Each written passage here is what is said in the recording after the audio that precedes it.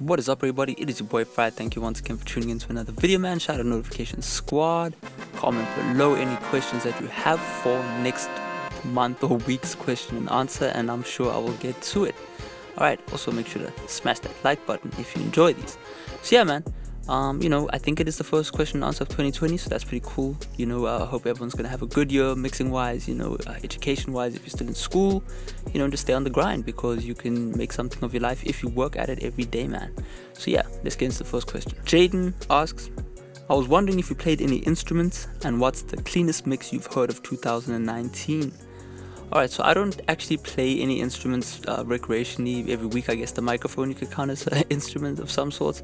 When I do make beats, I do play the piano a little bit, so I do understand quite a little bit about music theory. I understand a bit about scales and that kind of thing. I think it's definitely important, if you are a mixer, to understand the basics of instruments and that kind of thing, because that way you can tell. For example, I recorded a guy doing some guitar backtracks last week, and I could kind of tell when the guitar was slightly out of tune. So for stuff like that, definitely it is important. I would like to play the guitar, but I can play a little bit of piano. Other than that, not really much else than singing. I used to be in the choir when I was in school, so I guess that kind of counts.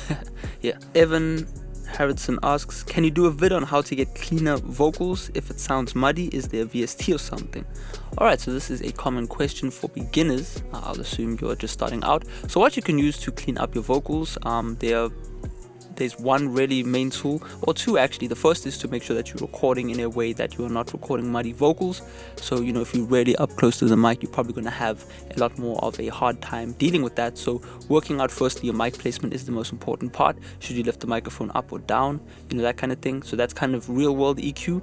And then your second choice is a VST plugin called an equalizer. There are many different types of equalizers. The one standard in FL Studio is the Fruity Parametric EQ2, as well as the Parametric EQ1. And they do essentially the same thing, man. What you want to do is you just want to find the 200 region, and then you want to just dip away frequencies from the 200 region, and then you also want to apply what we call a high pass filter, which is going to scoop away some of the nasty muddy frequencies that might be weighing your vocal down. So for example, I have a high pass filter on this vocal right now, so yeah, hopefully that helps. Definitely watch some tutorials. I'm pretty sure I've done a video or two on EQ and that kind of thing, so check that out. Cheryl Lucky asks, why don't you use the newer versions of AutoTune? So I think I said this in yesterday's video. AutoTune, or in a video, I don't know, I've just made so many videos at this point. AutoTune is a very personal thing, and whichever one works for you, you should use until the end of time, okay? If you are using AutoTune, it's a bit of a sin in the music world to use AutoTune per se, but nowadays it's really cool.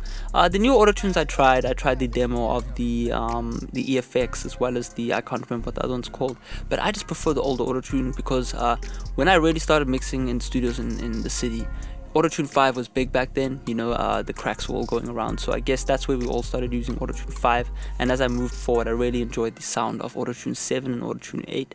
They just sound really cool to me. But yeah, any AutoTune works. Whatever you spend the most time on is probably going to be your favorite version of AutoTune. So definitely invest in some good plugins that you enjoy using, and you can stick with them until until you upgrade or whatever. But yeah, hopefully that answers your question. It's Griffin asks, if I buy this, do I gotta buy the plugins too?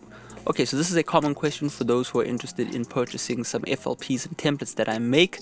And what I do, because I like to go crazy with all the plugins that I do own, and then kind of show you guys and girls what I use, I do make a free VST version of every new template. I've been doing this since around early 2018, and it does help for those who may only want to use free and stock plugins. So yes, you can feel safe that if you do purchase any FLP that I have made in recent times, you will get 3 or 2 FLPs these days. You will get the version that you see in the YouTube video, and then a version which I have pretty much replaced all of the paid plugins besides the AutoTune usually with free and stock VSTs. I've got a plugin analysis software that allows me to really measure and get the right values down when I transport the presets over. So feel safe, feel confident in purchasing some presets. I've heard tons of music from people that use these templates, and I'm pretty happy with that. So yeah, I hope that answers your question. Beats by Zone asks, please do a video on OG Nav vocal effects, songs for reference, Nothing on You, Mission Over, and Brown Boy. Yeah, so I'm a big fan of old school Nav, and I think that the video I did towards the end of last year, I think around October, which covered, I honestly now can't remember what track it was. It was from the Nav and Metro Booming mixtape. I did cover that song, and I think the mix sounded really good. It's still one of the best vocal effects I have done in a while, and I quite enjoyed that song, so definitely check that out. It should get you what you need. So yeah, man. Alright, do not know how to say your name, but I've been making music on Audacity for nearly a year now, and I've managed to get my quality as good as possible, but recently switched to FL about a week ago, and I'm struggling to get a good mix. I can get the vocals to a kinda clean version, but still struggle with mixing it with the instrumental to get it to sit perfectly.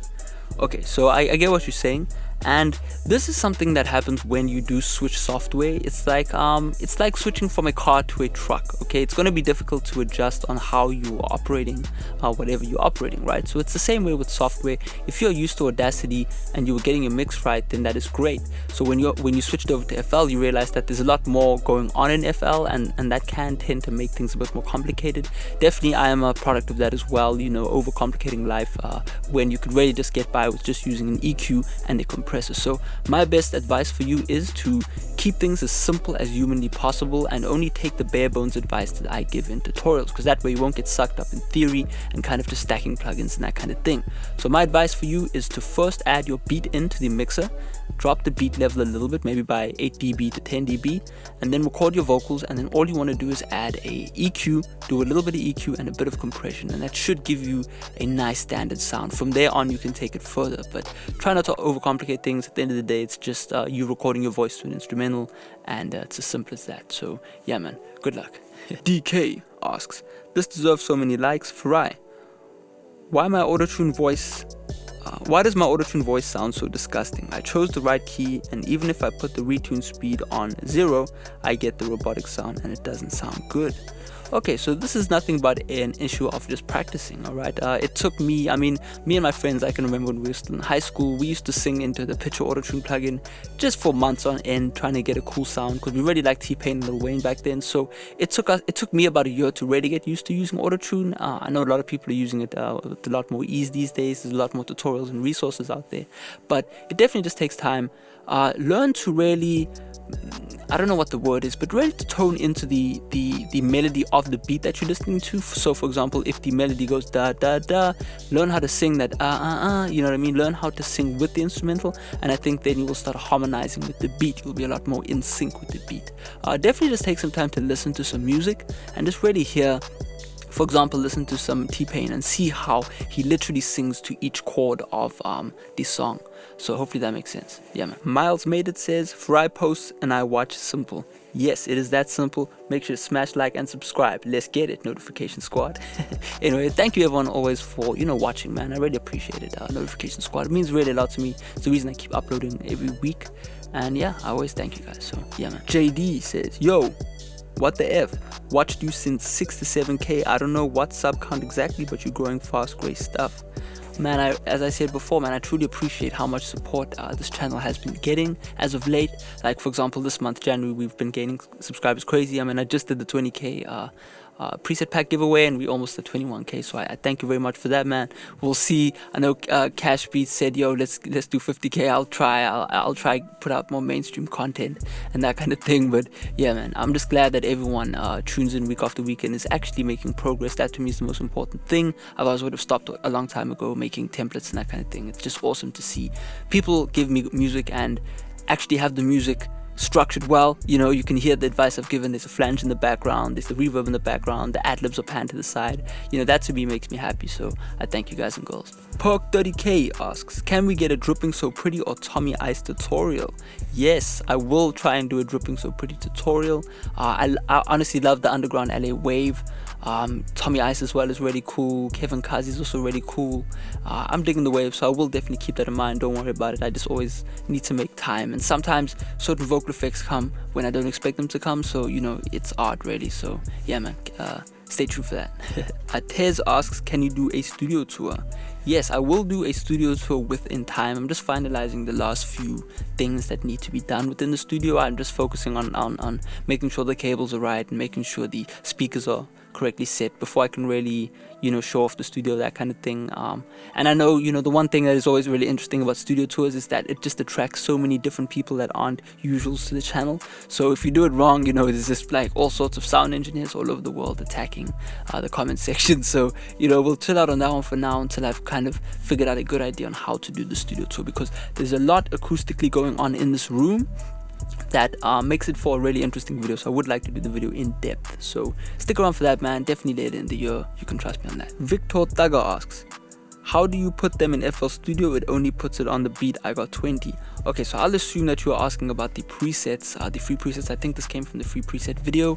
So for those who download any preset packs that I have given away, you will get individual presets. So what you want to do is you just want to open up your mixer and then select the track that you want to drag and drop your presets to. So for example, you've got a main vocal track, you will then drag a preset onto there. You will see every preset usually has in brackets what it's supposed to be used on. So for example, there's a EQ preset with main vocal written on it. You can just drag and drop that to your mixer, and from there on out, what you can do is you can click on the little left panel drop down menu thing and then click save preset as, and it will save it within each plugin. So for example, if you found 10 EQ presets, for me you could save them all within Fruity Parametric EQ 2. So hopefully that makes sense. Alrighty, so those are all of the questions, and hopefully you enjoyed it, man. Hopefully you have a good week. I'm gonna try to get this up before the end of Sunday, hopefully. I'm just gonna keep uploading all the time because I enjoy it. So yeah, man, hopefully you enjoyed yourself. Definitely feel free to post questions below and I will try and get to them as soon as possible. Have a great week. Peace out.